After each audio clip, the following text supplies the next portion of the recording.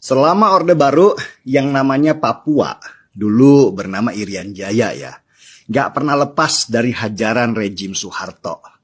Daerah itu seperti gadis cantik yang tiap hari diperkosa. Kekayaan alamnya dikeruk habis-habisan, tetapi daerahnya nggak pernah dibangun.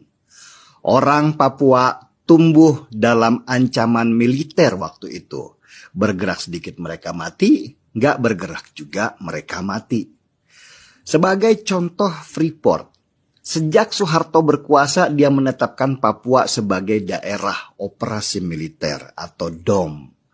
Represi yang dilakukan oleh Soeharto dengan menggerakkan militer itu awalnya karena ada konflik terbuka antara masyarakat Papua dan PT Freeport. Karena ketidakadilan yang didapat oleh masyarakat Papua, mereka kemudian mulai berontak.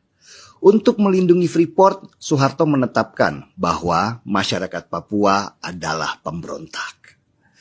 Banyak sekali kisah ngeri yang dialami oleh warga Papua ketika daerahnya dijadikan operasi militer. Nyawa mereka seperti nggak ada harganya. Suara mereka dibungkam. Daerah mereka gelap gulita. Meskipun kaya, tetapi listrik aja nggak ada. Soeharto membuat Papua menjadi ketergantungan kepada pemerintah pusat dengan pasokan bahan pangan. Nah, dengan semua tekanan-tekanan itu, wajar saja kalau ada beberapa tokoh Papua yang benci sekali kepada Indonesia. Mereka membangun perlawanan meski taruhannya adalah nyawa.